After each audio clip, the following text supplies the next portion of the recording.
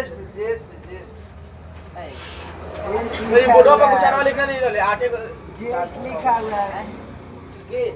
बोर्डो पर लिखने दीजिए कुछ आना सर हमरा में से 2 बना लिया है।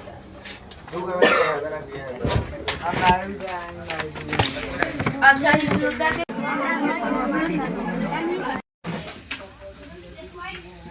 आज वास्तविक संख्या का प्रश्नावली एकवा के हम बता चुके हैं। एकवा के बी जो है उसको समझने के लिए कुछ इम्पोर्टेंट पॉइंट को आपको ध्यान में रखना जरूरी है, जो कि हम इसको बेहतरीन तरीका से समझ में आ जाएगा। तो वास्तविक संख्या जो है प्रश्नावली एकवा के बी बनाने में कोई दिक्कत नहीं होगा। तो सबसे पहले छोटा छोटा पॉइंट को हम समझने का प्रयास करेंगे। जो पॉइंट क्या है ध्यान से देखना है। जैसे अभाज्य संख्या को समझना, दूसरा है भाज्य संख्या को समझना, सअभाज्य संख्या को समझना, सभाज्य संख्या को समझना, मौसा और लसा को समझना, पहली संख्या दूसरी संख्या को समझना। इतना काफी ही इम्पोर्टेंट है। अगर ये समझ में आ गया तो रियल नंबर से क्वेश्चन कम से कम 3-4 नंबर इससे तुरंत बन जाएगा। तो हम चलेंगे अभाज्य संख्या होता क्या है। क्या है अभाज्य संख्या होता क्या है? तो वैसा संख्या जो स्वयं या एक से भाग लगे, किसी तीसरी संख्या से भाग ना लगे। वैसा संख्या जो स्वयं या एक से भाग लगे, किसी तीसरी संख्या से भाग ना लगे, उसे क्या कहेंगे? अभाज्य। जैसे 2 है, क्या 2 में 1 से लगेगा जी या 2 से लगेगा, 3 से लगेगा नहीं, 10 से लगेगा? किसी नहीं। संख्या से लगने वाला नहीं है।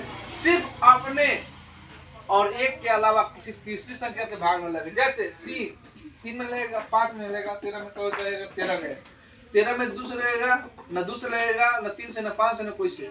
सिर्फ लगेगा 13 से, न तो 1 से। दूसरा से लगने वाला है क्या? अगर लिखेंगे हम 29 को, 29 2 के बारे में आता है, 3 के 4 के 5 के 6 के 7 के 8 के 9 के 10 के 20 के कुछ के नहीं आता है। सिर्फ और सिर्फ आएगा 29 के, नहीं तो 1 के पारा में। तो इस तरह से संख्या जो होगा जो स्वयं और 1 से भाग लग जाए लेकिन किसी तीसरी संख्या से भाग न लगे, उसे क्या कहेंगे? अभाज्य संख्या। नेक्स्ट है भाज्य संख्या होता क्या? जस्ट इसके बिल्कुल वैसा संख्या जो 1 और स्वयं से तो कट ही जाए लेकिन किसी तीसरी संख्या से भी कटना चाहिए, उसे क्या कहेंगे? भाज्य संख्या। वैसी संख्या जो स्वयं और 1 से तो कट जाए लेकिन तीसरी संख्या से भी भाग लग जाए, उसे क्या कहेंगे? भाज्य संख्या। भाज्य संख्या यानी 1 या स्वयं को छोड़कर किसी तीसरी संख्या से भाग लग जाए, उसे क्या कहेंगे? भाज्य संख्या। जैसे 2 4 है, इसमें 1 से भी लगेगा, 4 से भी लगेगा, 2 से भी लगेगा। 3 कम से कम तीसरा संख्या से भाग लगना चाहिए लेकिन ये जो है 2 से लगेगा। 6 2 से लगाएंगे, 3 से लगाएंगे, 6 से लगाएंगे, 1 से लगाएंगे, कोई से लगाएंगे। 8 2 से लगाएंगे, 4 से लगाएंगे, 8 से लगाएंगे, 1 से लगाएंगे।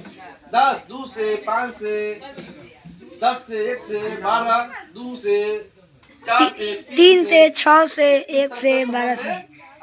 किसी को दिक्कत नहीं। क्लियर है? नेक्स्ट है यौगिक संख्या। कौन संख्या? वैसी संख्या जो अभाज्य संख्या नहीं हो। जैसे 6 8 9 15 यानी कि अभाज्य संख्या जन्म करते हो कहाँ शुरू होता है? 4 से। बस इसको छोड़कर इसके अगला कदम जो शुरू होगा वो हो गया यौगिक संख्या। यहाँ तक किसी को समझने में दिक्कत नहीं है। इसको समझना बहुत जरूरी है। अगला चलेंगे सअभाज्य संख्या। सअभाज्य संख्या का मतलब समझते हो? तो स्वयं से भाग लगने वाले, जैसे मान लेते हैं जो एक दूसरे से भाग एक दूसरे से भाग क्या कहेंगे? अभाज्य। जैसे 16 और 9 है, तो क्या 9 तो 3 के 12 में आता है लेकिन 16 3 के 12 में आता है क्या? 4 के 12 में 16 आता है, 4 के 12 में 9 आता है क्या? नहीं।